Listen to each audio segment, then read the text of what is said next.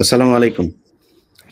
প্রিয় দর্শক, বিডিআর হত্যাকাণ্ড নিয়ে ব্যাপক নাটক চলছে। নানা দিক থেকে নাটক তৈরি করা হচ্ছে। ষড়যন্ত্র, টাকার খেলা, ডিভাইড অ্যান্ড রুল অনেক কিছু হচ্ছে। সবার মূল টার্গেট হচ্ছে এখন বিডিআর হত্যাকাণ্ডকে বানচাল করতে হবে। কারণ এই হত্যাকাণ্ডের বিচার যদি হয়, তাহলে গেল ১৫ বছরে সেনাবাহিনী, আওয়ামী লীগ যারা এই বিরোধী দল এবং ধর্মীয় নেতা যারা আছে, আলেমদেরকে নির্যাতন করা, রাজনৈতিক নেতাদের নির্যাতন করা, ব্যবসায়ীদেরকে মারা, দেশপ্রেমিক সেনাবাহিনীকে গুম করা, আয়নাঘর বানানো, এই সবকিছুর সাথে জড়িতরা বিডিআর হত্যাকাণ্ডের সাথে জড়িত ছিল। কারণ ওইটা থেকেই কারা এটার সাথে ভারতের হয়ে কাজ করেছে, ওইটার বেসিসেই বিভিন্ন জনকে বিভিন্ন জায়গায় পদায়ন করা হয়েছে। ওই বিডিআর হত্যাকাণ্ডের ঘটনাই ঠিক করে দিয়েছে কারা এরপর থেকে আ আ কি বলে প্রমোশন পাবে, কারা পাবে না, কারা গুরুত্বপূর্ণ পদে বসবে সেটা।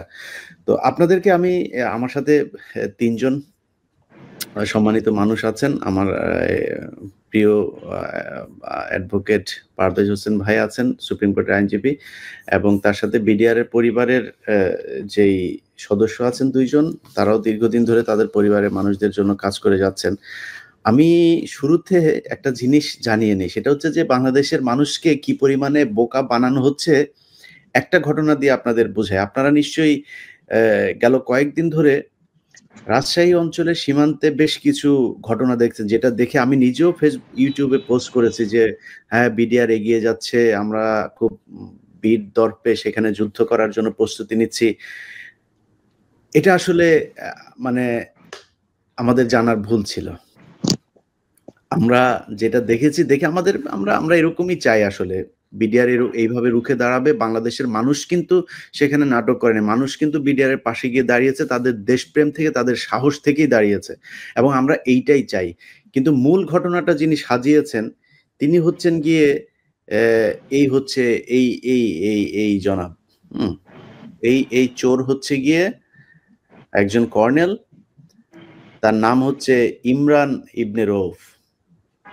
এই চোর সেখানে নাটক সাজিয়ে এখন নিজেকে দেশপ্রেমিক বানানোর চেষ্টা করছে। বাট আমি যেটা মনে করছি, যতটুকু আমার কাছে তথ্য, সে ওইখানে ভারতের সাথে একটা যুদ্ধ একটা খেলা তৈরি করতে চাচ্ছে। উত্তেজনাটা, মানুষের দৃষ্টিটা ঐদিকে নিয়ে যেতে চাচ্ছে।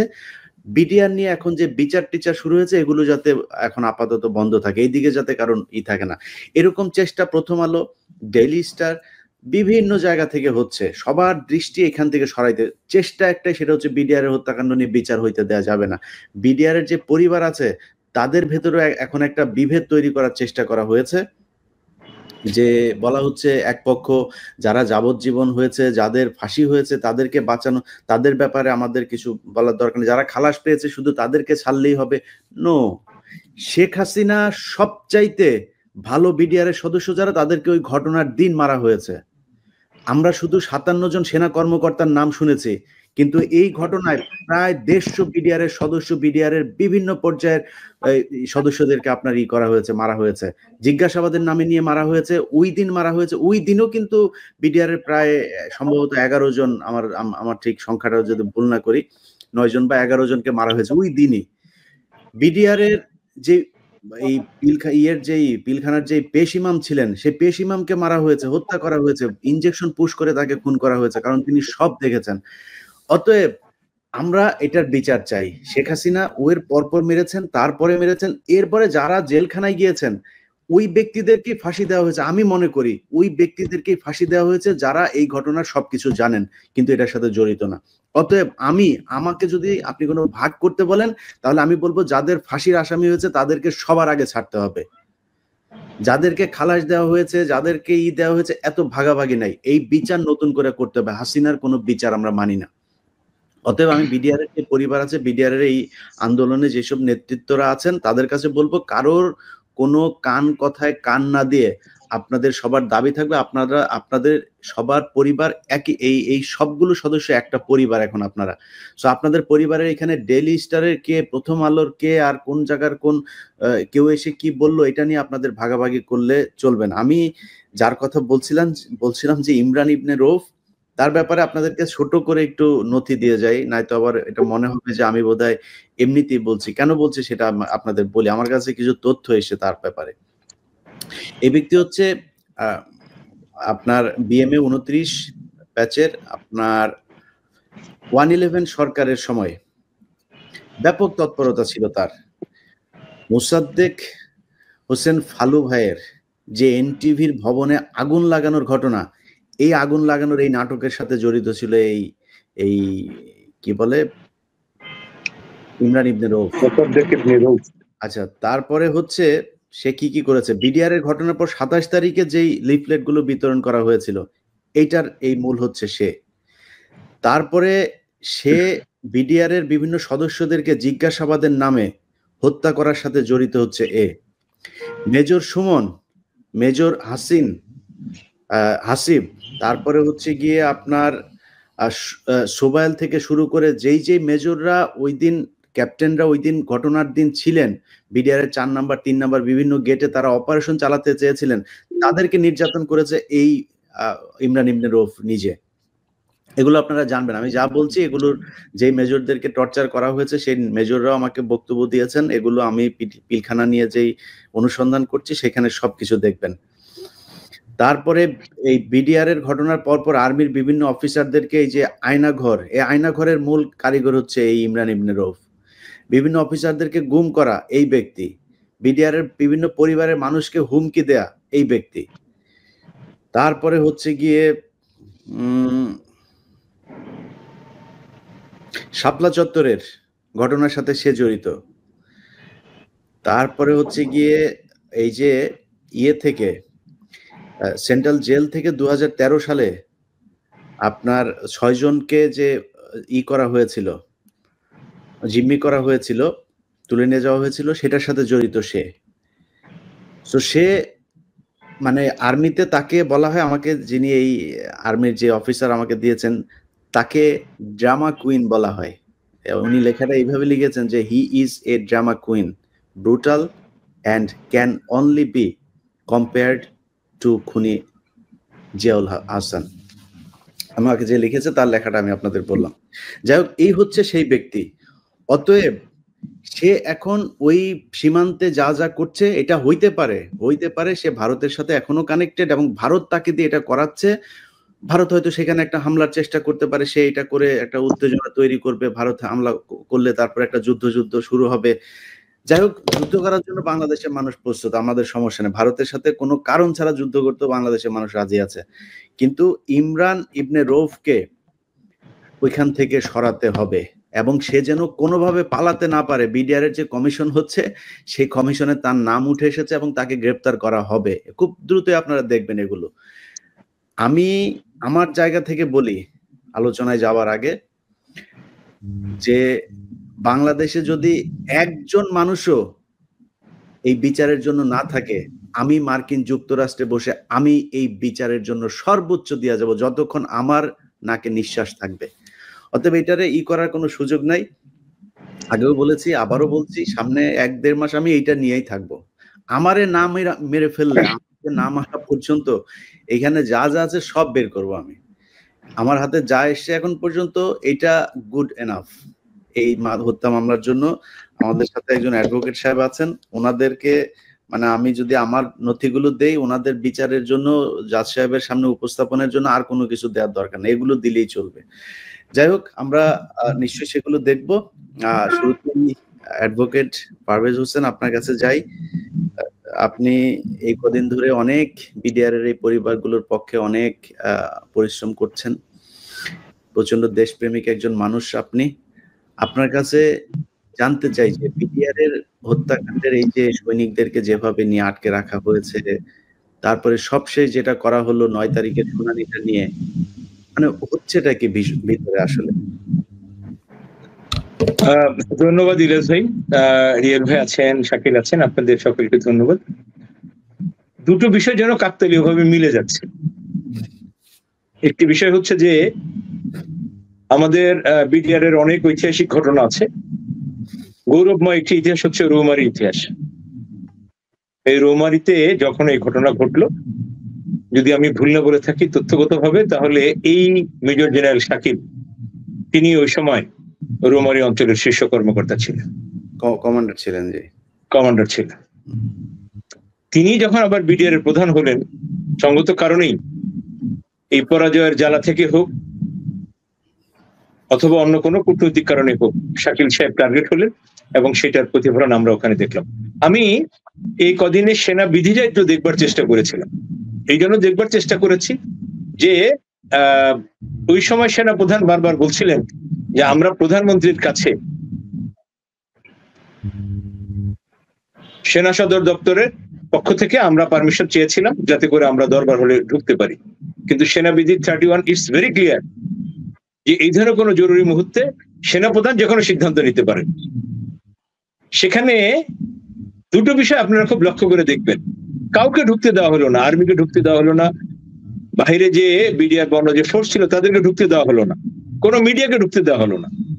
এটিএন বাংলা লাইভ প্রচার করবে, এটিএন বাংলা গেট থেকে লাইভ প্রচার করলো এবং সেখানে খাবারের বিষয় বা যে বাজারের কথাটা বলা হচ্ছিল যেটা নিয়ে বিডিআররা ক্ষুব্ধ, এইসব কথা নিয়ে তারাই ঘটনা ঘটিয়েছে, এইটাকে রং চটিয়ে সুন্দর করে এই মূল ঘটনাটাকে অন্যদিকে প্রভাব করার একটা চেষ্টা করা হচ্ছে। কষ্ট লাগলো তখন যখন আজকে মনে পড়লো ওই ঘটনাটি, যে ডিএডি রহিমের নেতৃত্বে হোটেল সোনারগাঁতে তাদেরকে নিয়ে রাজকীয় খাবার খাওয়ানো হচ্ছে। এই ঘটনাটা এই জন্য বললাম যে এই ঘটনার সাথে আজকের একটি এই কদিনের 5ই আগস্টের পরে বিচার ব্যবস্থার একটি কলঙ্কজনক অধ্যায়ের কথা ইলিয়াস ভাই আপনাকে বলি।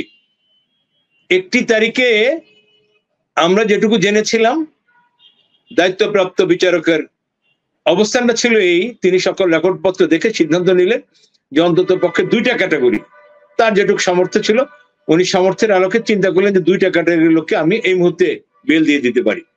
একটি হলো যারা হত্যা মামলায় খালাস পেলেন তাদেরকে উনি ছেড়ে দেওয়ার সিদ্ধান্ত নিলেন, আরেকটি হলো হত্যা মামলায় তাদেরকে যেটুকু সেন্টেন্স দেওয়া হলো এই সেন্টেন্সটুকু অলরেডি সার্ভ আউট হয়ে গেছে, কেটে ফেলা হয়েছে।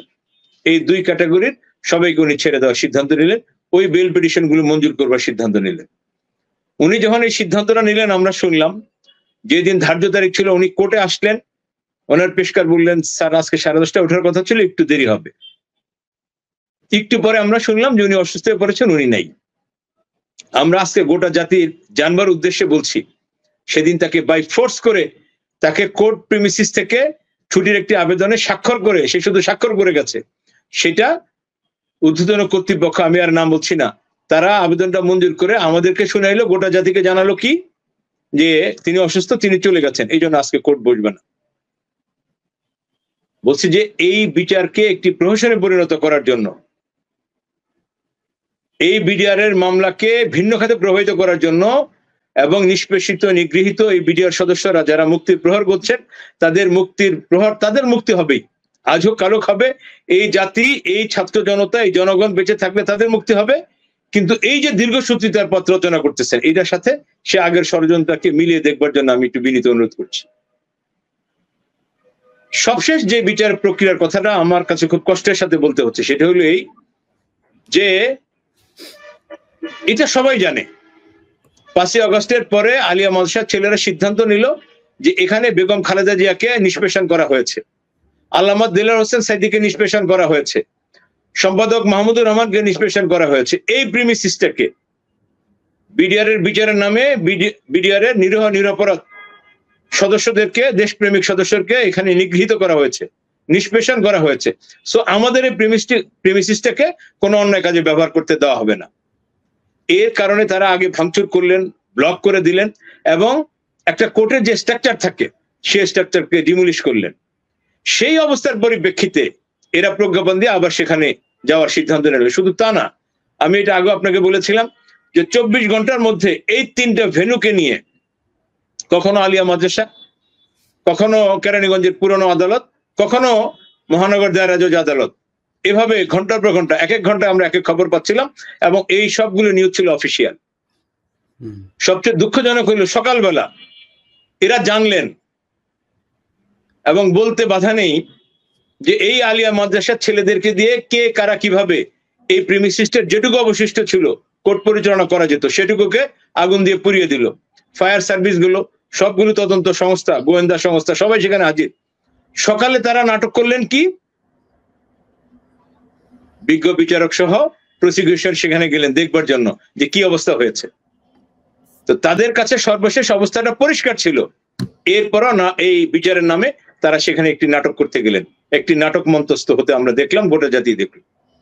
এই জন্য বললাম যে বিডিআর এর এই সদস্যরা মুক্তি পাবে, এই বিচারিক আদালতের মাধ্যমে তাদেরকে মুক্তি দিতে হবে। কিন্তু বিচারের নামে যে প্রহসন, আমাদেরকে সেই 2009-এর ঘটনার সাথে এই ঘটনাগুলোর সাথে পেছনে যে ষড়যন্ত্রের চেইন অফ কনস্পিরেসি, সেটা আবার নতুন করে স্মরণ করিয়ে দিল।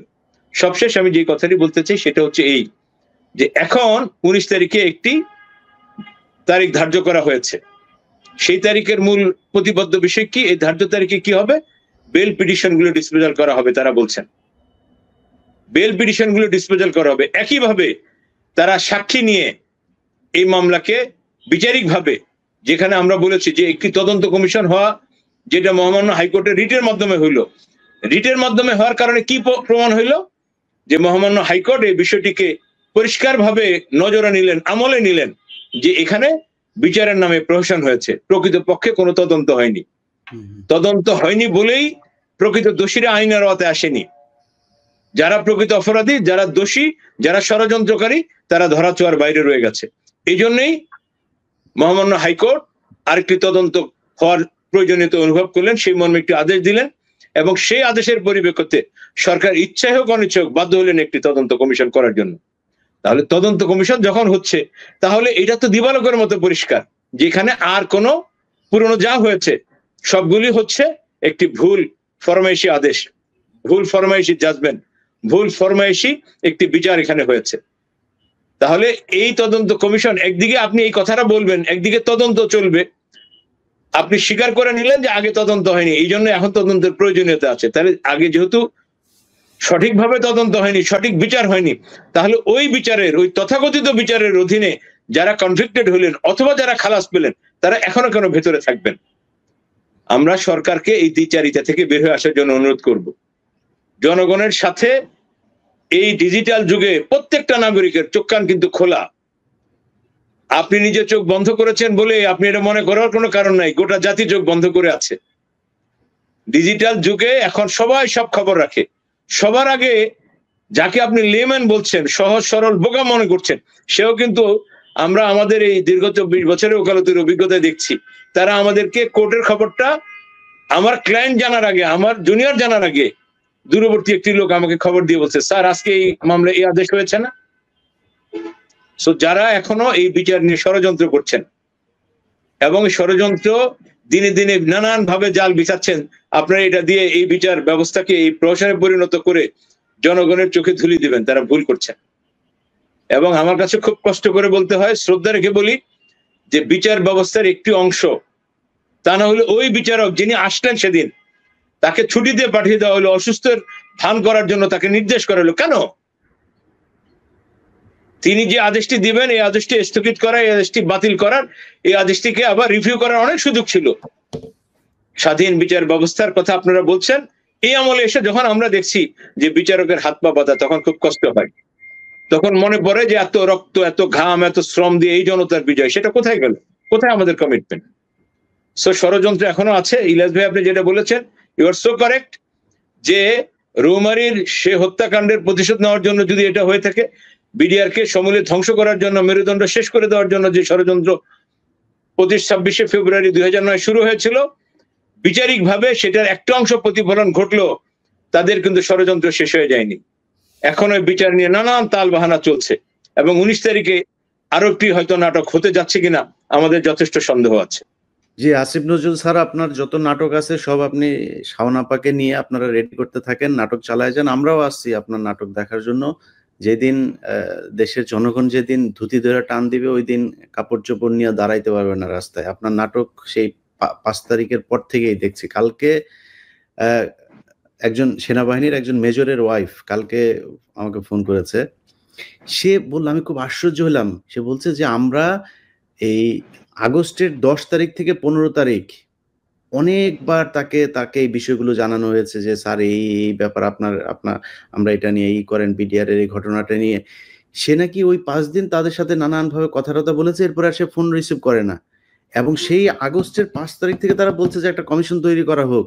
শেষ পর্যন্ত ঠেলতে এসে আপনার ডিসেম্বরে এসে বলল যে কমিশন হবেই না। তারপরে সবশেষ মানুষের চাপের মধ্যে থেকে এসে কমিশন তৈরি করলো। আসিফ নজরুল স্যার এখনো কমিশনের জন্য। স্যার, এই লোকজন যারা আসিফ নজরুল স্যারকে টাকা দিচ্ছেন, টাকা পয়সা দিয়ে কিন্তু লাভ হবে না, সবাইকে আগেই বলে রাখি। অতএব আসিফ নজরুল চেষ্টা করলে এই বিচার ঠেকাইতে পারবে না। এই দেশে অনেক দেশপ্রেমিক মানুষ আছে। সেনাবাহিনীর ভেতরে যে পরিমাণে দেশপ্রেমিক আছে, রিটায়ার্ড গুমের শিকার হয়েছিল তারা, এদের সবাইরে যতদিন আপনি না মেরে ফেলবেন, এই দেশে বিডিআরের যে বিচার, এটাকে আপনি থামাইতে পারবেন না। যাই হোক, শাকিল ভাই, আমরা খুব শর্টেই ছেড়ে দিব আজকে। জাস্ট মানুষকে এই জিনিসগুলো জানানোর জন্য এসেছিলাম। মোটামুটি আমাদের অ্যাডভোকেট সাহেব বলেছেন, আপনি যদি বাদ বাকি কিছু অ্যাড করতে চান।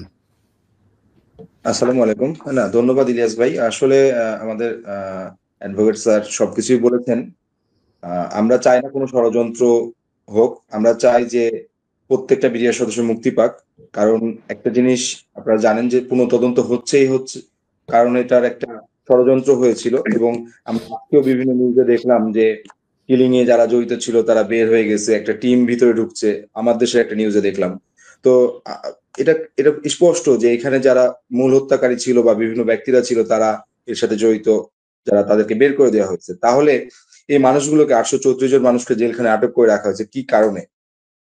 আপনার যেহেতু স্বাধীন তদন্ত কমিশন গঠন হয়েছে, আমরা চাই সকলকে মুক্তি দেওয়া হোক, এবং স্বাধীন তদন্ত কমিশনের মাধ্যমে যদি কাউকে অপরাধী প্রমাণিত করতে পারে তাদেরকে আবার জেলখানে নিক, ফাঁসি দিক, আমাদের কোনো আপত্তি নেই। কিন্তু অলরেডি তারা জেল কোড অনুসারে 21 বছর জেল খেটে ফেলছে। তারপরে আপনাদের এই মানুষগুলোকে কি কারণে জেলখানে আটক করে রাখা হয়েছে এটা আসলে আমরা বুঝতে পারতেছি না। আমরা চাই না কোনো রাজনৈতিক প্রতিহিংসার শিকার হতে। আমরা চাই একটা সুষ্ঠু বিচার। আমরা চাই 57 জন সেনা কর্মকর্তা সহ 74 জন যে শহীদ হয়েছেন তাদের বিচার, এবং রিমান্ডের নামে যে নির্যাতন করা হয়েছে তাদের বিচার, যারা নির্যাতন করেছে তাদের বিচার চাই। সেই সাথে প্রত্যেকটা নিরপরাধ বিডিআর সদস্যদের আমরা মুক্তি চাই, এবং আমি বিশ্বাস করি আগামী যে কোর্ট আছে সেই কোর্টে আমরা এর প্রতিফলন পাবো। আমরা এই বিশ্বাস রেখেই আজকে আপনাকে ধন্যবাদ জানাই। আসসালামু আলাইকুম।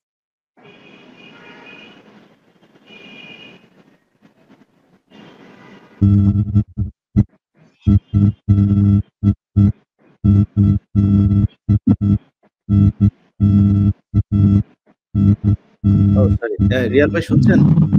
হ্যাঁ ভাইয়া, শুনছি। জি বলেন। ধন্যবাদ জানাই ইলিয়াস ভাইকে লাইভে আমন্ত্রণ করার জন্য। আমার প্রথমেই একটা কথা মনে পড়ে যায়, আমরা বিডিআর নওজোয়ান, এই মাটির সন্তান, দুর্জয় এক মৃত্যুহীন প্রাণী, বীর চাই আমরা, বীর বুঝি ওই সম্মান। সে সম্মানটুকু হয়তো আজ আমরা পাচ্ছি না। অত্যন্ত আবেগঘনভাবে বলতে হয়, যারা অডিওতে বোধহয় একটু সমস্যা হচ্ছে, আপনি দেখবেন। আমি এখন শুনতে পারেন? আমি ইলিয়াস ভাইকে ধন্যবাদ জানাই এই লাইভে আমাকে আমন্ত্রণ করার জন্য। প্রথমেই আমি একটা কথা গভীরভাবে স্মরণ করতে চাই যে আমরা বীর বিজয়ী এই দেশের সন্তান। আমরা এই সন্তানরা আজ আমরাও পারতাম এই দেশের ডিসি হতে, এসপি হতে, ইলিয়াস স্যারের মতো হতে, আসিফ নজরুল স্যারের মতো হতে। কিন্তু আসিফ নজরুল স্যারের মতো কিন্তু আসলে দুর্ভাগ্যবশত আমরা হতে পারি নাই। আমরা চেয়েছি এ দেশের প্রত্যেকটি ইঞ্চি মাটি কিভাবে রক্ষা করা যায় সেটারই প্রতিফলন আমরা প্রত্যেকটা 2009 সালের পূর্বে আমরা দেখিয়েছি। ইলিয়াস ভাই, আমার খুব মনে পড়ে রৌমারী যুদ্ধের কথা। ভাই, আমরা পাদুয়া যুদ্ধের ইতিহাস ভাই আলোচনা করতে, আপনি একটু মানে এই বিডিআর বিদ্রোহ নিয়ে কোনো ষড়যন্ত্র হচ্ছে কিনা এটা বলেন। ভাই, এই ষড়যন্ত্র থেকে, এই পিছনের ইতিহাসগুলো থেকেই যদি আমরা শিক্ষা নিতে হবে যে আমাদের এই বিডিআররা কত একটা সাহসী মানুষ ছিল এরা। আজ এদেরকে গভীর ষড়যন্ত্রের মাধ্যমে এদেরকে কারাগারে আটক করে রাখা হয়েছে। তা আমরা যদি বারবারই বলি যে এটা বিদ্রোহ না, এটা একটা পরিকল্পিত হত্যাকাণ্ড, তাহলে পরিকল্পিত হত্যাকাণ্ডের বিরুদ্ধে যে তৎকালীন যে আদালতটা হয়েছে, সেখানে তো সে আদালত তো এখন ভালো কিছু দেবে না। অতএব ওই আদালতটাকে আমরা নিষ্ক্রিয় করে নতুন যে স্বাধীন তদন্ত কমিশন আমরা তৈরি করেছি। সেই স্বাধীন তদন্ত কমিশন তদন্ত করুক, তদন্ত করে আমাদের দোষী ভাইদের যারা দোষী আছে, দোষী কি তারা যদি বের করতে পারে, শাকিল যে কথাটা বলল যে বের করতে পারে, তাদেরকে ফাঁসি দিক, তাতে আমাদের কোনো সমস্যা নেই। কিন্তু এই নিরপরাধ ব্যক্তিরা যারা ধুকে ধুকে মরছে তাদেরকে জামিন দেওয়ার ব্যবস্থা করুক। জি জি রিয়াল ভাই ধন্যবাদ। আমি এইটুকু পরিষ্কার। আপনি যে কথাটা একটু আগে বলেছিলেন যে ইমাম সাহেবকে হত্যা করেছে, শুধু তা না, নিরপরাধ আরো 17 জন লোককে হত্যা করেছে। মেজর শাকিল সাহেবের ওয়াইফকে, মেজর নুরুজ্জামান সাহেবের ওয়াইফকে সহ, ইভেন তো কাজের মেয়েকে হত্যা করেছে। কাজের মেয়ের দোষ ছিল কি? শোনা, আমরা যেটুকু শুনেছি যে সে জানালা দিয়ে এই গোটা দরবার হলের বিষয়গুলো ভিডিও করছিল। সেই কাজের মেয়েটাকে হত্যা করেছে, তার যে ইয়েটি ছিল, আইফোনটি ছিল, সেটিকে ভেঙে ফেলা হয়েছে। যাকে আমরা বলছিলাম যে আমরা আশা করছি সরকারের শুভবুদ্ধির উদয় হবে। প্রচুর অপশন আছে, প্রচুর অপশন আছে। যেহেতু আপনি তদন্তে গিয়েছেন, সেটা হাইকোর্টের আদেশে হোক, জনতার দাবির পরিপ্রেক্ষিতে হোক, অথবা সত্য উদ্ঘাটনের মানুষে হোক, যেহেতু আপনি তদন্তে গিয়েছেন, তদন্তে যাওয়ার পরিপ্রেক্ষিতে আমাদের এই জুডিশিয়াল সিস্টেম এটাই বলে যে ওই ভুল বিচারের মাধ্যমে যারা কনভিক্টেড হয়েছিল, যারা এতদিন ধরে দণ্ড খাচ্ছে, তাদেরকে আপনি ছেড়ে দেবেন। এবং ছেড়ে দেওয়ার রাস্তাটা খুব সহজ। আমরা প্রথমে বলছিলাম যে পিটিশন গুলো আছে, বেল পিটিশন গুলো, এগুলো আপনি ডিসপোজাল করে আপনি সবাইকে ছেড়ে দিতে পারেন। আপনি সংবিধানের আর্টিকেল 49 কে ইউজ করে যাদের দণ্ড আছে, যাদের দণ্ড নাই তাদেরকে তো এমনিতেই ছেড়ে দিতে পারেন। যাদের দণ্ড আছে, তথাকথিত যে দণ্ডের কথা বলছেন, সেই দণ্ডকে স্থগিত করে till submission of the report, এই তদন্ত রিপোর্ট আসা পর্যন্ত, পুনরায় একটি অধিকতর বিচার ব্যবস্থা শুরু হওয়া পর্যন্ত দণ্ড স্থগিত রেখে আপনি তাদেরকে ছেড়ে দিতে পারেন। আপনি সিআরপিসির 401 কে ইউজ করে ছেড়ে দিতে পারেন। আপনি তার চেয়ে সুবিধা হইল আপনি 494 অফ সিআরপিসি, আপনি এই ভুল মামলাটি, ভুল এজাহারটি, এই ষড়যন্ত্রমূলক এজাহারটিকে আপনি প্রত্যাহার করে এই মামলার থেকে সবাইকে আপনি ছেড়ে দিতে পারেন। কেন ছেড়ে দিবেন? আজকে যে স্বাধীন তদন্ত কমিশন হয়েছে, এই স্বাধীন তদন্তে যারা আসবে তারা আইনের আওতায় চলে আসবে। সেখানে যদি আপনার মনে হয় যে এরা পালিয়ে যেতে পারে, যে কোনো প্রকার বন্ড আপনি দিতে পারেন যে তোমার পাসপোর্টটা আমার এখানে রাখতে হবে, বিদেশ যেতে নিষেধাজ্ঞা থাকবে, যে কোনো কন্ডিশনে আপনি বেল দিতে পারেন। আপনি একদিকে তদন্তের কথা বলবেন, স্বাধীন তদন্তের কথা বলবেন, এবং এর মাধ্যমে স্বীকার করবেন যে ওই সময় তদন্ত হয়নি, বিচার হয়নি। আবার ওই ভুল বিচারের মাধ্যমে, ওই ষড়যন্ত্রমূলক বিচারের মাধ্যমে যারা আটকে আছে তাদেরকে আপনি আটকে রাখবেন। দুটো একসাথে চলে না। আমরা আশা করছি শুভবুদ্ধির উদয় হবে। আপনি আইনের এই সহজ সরল পথগুলো যে কোনো একটা অবলম্বন করে আমি আশা করি নিরপরাধী মানুষগুলো ছেড়ে দেবেন। জি, আমি আবারও শেষ করার আগে যেটা বলতে চাই যে বিডিআর এর যে পরিবারের সাথে যে যারা আন্দোলনে আছে, ভাই আপনাদের সবার সাথে আমার সব পক্ষের সাথেই কথা হয়। এই পক্ষ ওই পক্ষ, আমি কোনো পক্ষ টক্ষের মধ্যে নাই। আমি একটাই কথা, সেটা হচ্ছে সবার বিচার হইতে হবে। আমি শেখ হাসিনাকে মনে করি ও হচ্ছে বেঞ্চমার্ক। ও শয়তানির, ও যেই দিকে থাকে, ও যেটা করে মনে হবে এটা শয়তানি। শয়তানি কাহাকে বলে? এই ডেফিনেশন হচ্ছে হাসিনা যাহা করে তাহাই শয়তানি। ও কোনোদিন ভালো কাজ করতে পারে না। সো আপনি যদি আলেমদের বিষয়টা দেখেন, এই দেশে কোন আলেমদেরকে ফাঁসি দেওয়া হয়েছে? যারা অরিজিনাল ইসলামকে প্র্যাকটিস করে তাদেরকে ফাঁসি দেওয়া হয়েছে। কাদেরকে এই দেশে পুলিশ পাহারায় আপনার করতে দেওয়া হয়েছে? হেলিকপ্টার হুজুর, ওই যে কুয়াকাটা, ওই ফরিদউদ্দিন মাসুদ, এদেরকে আপনার করতে দেওয়া হয়েছে। মিজানুর রহমান আজহারি দেশে থাকতে পারে নাই, দেলোয়ার হোসেন সাইদিরা দেশে থাকতে পারে নাই, তারা জেলখানায় তাদের পচে মরতে হয়েছে। অতএব হাসিনা কখনো রিয়েল ইসলাম, রিয়েল বাংলাদেশি, রিয়েল প্যাট্রিয়ট যারা আছে তাদেরকে কখনো সে বাঁচায় রাখে না, তাদের পক্ষে কোনোদিন রায় দেন। অতএব হাসিনা যাকে যত বড় শাস্তি দিয়েছে আমি মনে করি সে তত নিষ্পাপ। যাদের ফাঁসি হয়েছে, যাদের যাবজ্জীবন হয়েছে, আমাকে যদি আপনি কোনো পক্ষে ফেলতে চান আমি তাদের পক্ষে।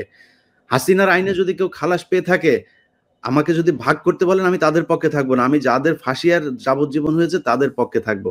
অতএব ভাগাভাগি করার কিছু নাই। হাসিনার বিচার মানি না। হাসিনার বিচার থেকে সরে আসতে হবে। আসিফ নজরুল স্যার টাকা পয়সা খায়াটায় যা মনে চায় করেন স্যার, করতে থাকেন। আপনার শেষও দেখা ছাড়বো। টাকা পয়সা নিয়ে আসিফ নজরুল তুমি কোথায় কেমনে সারা জীবন আরামে আয়েসে কাটাও, ওইটাও আমরা দেখবো। মান সম্মান নিয়ে বাঁচতে দিব না তোমারে। অতএব বাংলাদেশের মানুষের কাছে খুব ঠান্ডা মাথায়, খুব ভদ্রভাবে বলে যাচ্ছি, আমরা প্রতিদিন এই যে একদিন দুই দিন পর পর লাইভে কথা বলছি আপনাদেরকে জানানোর জন্য যে এই হচ্ছে আসিফ নজরুল কত নাটক করছে, কত কিছু করছে, কিভাবে কালক্ষেপণ করছে। 7 মাস হয়েছে আসিফ নজরুল, এই দেশ শুধু তোমার জন্য স্বাধীন হয় নাই।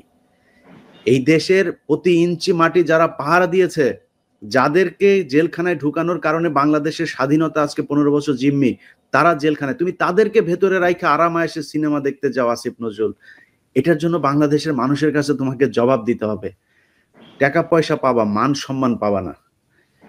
যাই হোক, আপনাদের সবার কাছে অনুরোধ, আমি আবারও বলছি, বিডিআর এর পরিবারগুলো প্লিজ আপনাদের ভেতরে ভাগাভাগি করেন না কে কি বললো। আর আমার এখানে যদি আপনাদের কাউকে আমি নিয়ে আসিও, কেউ লাইভে কথা বলেনও, আমি সরাসরি বলি, অনেকে বলেন ভাই ওনাকে আনছেন কেন, ওনাকে আনেন না, ওনাকে, এই পক্ষ বলে ভাই ওনাকে নিয়েন না, ওনাকে নিয়েন। ভাই আমার কাছে সব পক্ষ সমান, আমার কাছে এসে ভাগাভাগি করতে আসবেন, আস্তে করে আমি আপনার কাছ থেকে সরে যাব, আমার আপনার সাথে পাবেন। আমি কোনো ভাগাভাগির মধ্যে নাই, আমি এক ভাগের মধ্যে আছি, ভারত আর আওয়ামী লীগ। এই জায়গায় আমার কোনোই নাই, এটার জন্য জীবনের যা করা প্রয়োজন তাই করব। আপনাদের সামনে ভিডিওতে বলে যাচ্ছি, এই পৃথিবীর সবকিছু যদি দিয়ে দেওয়া হয়, যদি বলা হয় বাংলাদেশের প্রেসিডেন্ট বানানো হবে কালকে, তাও ইন্ডিয়ার আওয়ামী লীগের সাথে কম্প্রোমাইজ করব না।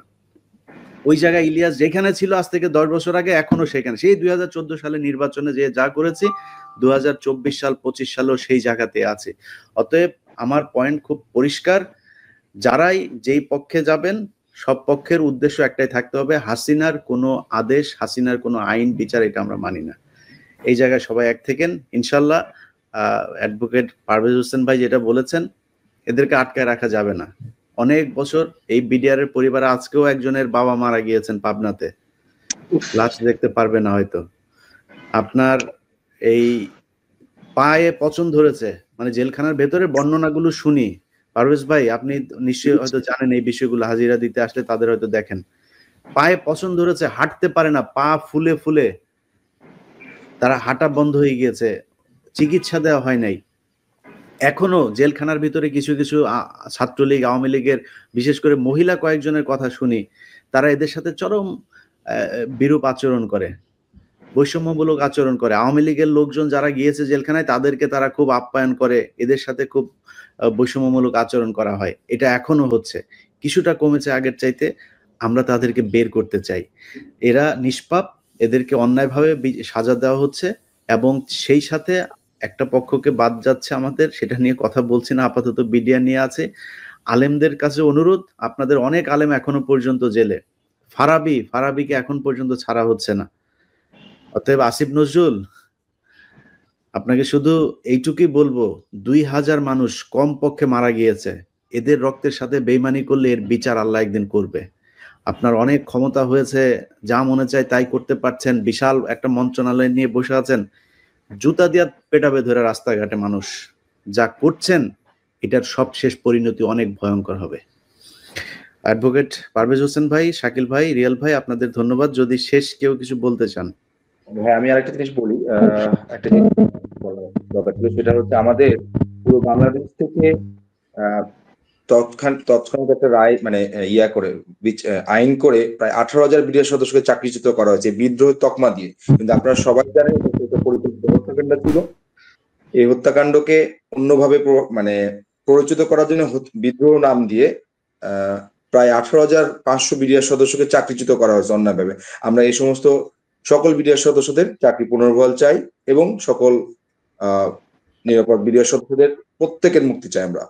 যে অবশ্যই আমার বিশ্বাস যে কমিশনের তদন্তটা যদি বেরিয়ে আসে, এটাই না শুধু ওই দিনের হত্যাকাণ্ড থেকে শুরু করে সবকিছুই বেরিয়ে আসবে, কারা কি করেছে, কিভাবে কি হয়েছে। আমি ভাই যেই কারণে এটার প্রতি খুব বেশি এটার ব্যাপারে আমি কথা বলি, এটার বিচার হইলে সেনাবাহিনী পরিষ্কার হয়ে যাবে, সেনাবাহিনী একদম আওয়ামী মুক্ত হয়ে যাবে, এইটার বিচার যদি খালি হয়। এই কারণে আমি এটা নিয়ে খুব বেশি তৎপর। আমার বিশ্বাস ইনশাল্লাহ তদন্ত কমিশনে এখন যারা আছে অনেক দেশপ্রেমিক মানুষ, তারা ভালো কিছু একটা দেবে। রিয়াল ভাই, আপনি কিছু বলতে যাচ্ছেন? আপনার অডিওর অবস্থা খুবই খারাপ, বলেন। ইলিয়াস ভাই, আমি যেটা বলতে চাচ্ছি, আপনি কি শুনতে পাচ্ছেন? জি বলেন। আমি যেটা বলতে চাচ্ছি সেটা হচ্ছে ইলিয়াস ভাই, আপনি আমাদের সঙ্গে থাকবেন। 18,500 পরিবার আপনার সঙ্গে আমরা শেষ রক্তবিন্দুতে হলে দেশের জন্য যেহেতু আমরা অস্ত্র একবার ধরেছি, আবারও যদি আমাদের অস্ত্র ধরা লাগে আমরা প্রস্তুত আছি। শুধুমাত্র আমরা ডাকের অপেক্ষায় থাকবো। আমরা এদেশের সৈনিক, আমরা 18,000 সৈনিক এখনো আছি। সেদিন আপনারা দেখতে পেরেছেন, 8 তারিখে দেখেছেন যে আমরা গণজামায়াত করেছি, সেখানে আপনারা আমাদেরকে কিভাবে নিষ্ক্রিয় করবেন আমরা জানি না, তবে আমরা আকুলভাবে দেশবাসীর কাছে আবেদন করব আমাদেরকে আবারও পুনর্গঠন করা হোক। এই দেশের 1 ইঞ্চি মাটি এই 18,000 বিশিষ্ট সৈনিক থাকতে আমরা বলবো যে বিশিষ্ট বলবো আমরা, যেহেতু আমরা পাদুয়া এবং বড়াইবাড়ির যুদ্ধে লাভবান হয়ে আসছি, সেহেতু আমাদেরকে রাখা হয় ইনশাল্লাহ এদেশে 1 ইঞ্চি মাটি আমরা ভারতের বর্গাবো না। জি ফারুজ ভাই কিছু বলবেন? আমি সবশেষ একটি লাইন বলতে চাচ্ছিলাম, সেটা হচ্ছে যে আমরা এমন একটা সময় বসে কথা বলছি যখন দেশের প্রধানমন্ত্রী না, শুধু দেশের প্রধানতম ব্যাংক বাংলাদেশ ব্যাংকের গভর্নর, দেশের প্রধানতম যে মসজিদ বাইতুল মোকাররম তার খতিব সহ অনেককেই পালিয়ে যেতে হয়েছে। আমরা আশা করছি আমরা যে বিচার অঙ্গনে আছি এই বিচার অঙ্গনের সাথে সংশ্লিষ্ট একসময় দোর্দণ্ড প্রতাপে যারা চলতেন এরা অনেকেই কিন্তু এখন এই প্রিমিসিসে নেই। প্রসিকিউশন অথবা বিচারের সাথে সংশ্লিষ্ট যারা আছেন তাদেরকে শুধু এটুকু শ্রদ্ধা করে বলবো, এই দিন না, এই দিন না, আরো দিন আছে। আমরা আশা করছি সত্যের পক্ষে এবং নিগৃহীত বিচার প্রার্থী মানুষের পক্ষে আপনারা থাকবেন। আপনাদের ভূমিকা যেন বিচার প্রার্থী মানুষের পক্ষে হয়, আইনের পক্ষে হয়, ন্যায়ের পক্ষে হয়, নীতির পক্ষে হয়, মজলুমের পক্ষে হয়। আপনারা এটা স্মরণ রাখবেন, এই বিনীত অনুরোধ করছি। জি, সবাই ভালো থাকবেন। আল্লাহ হাফেজ।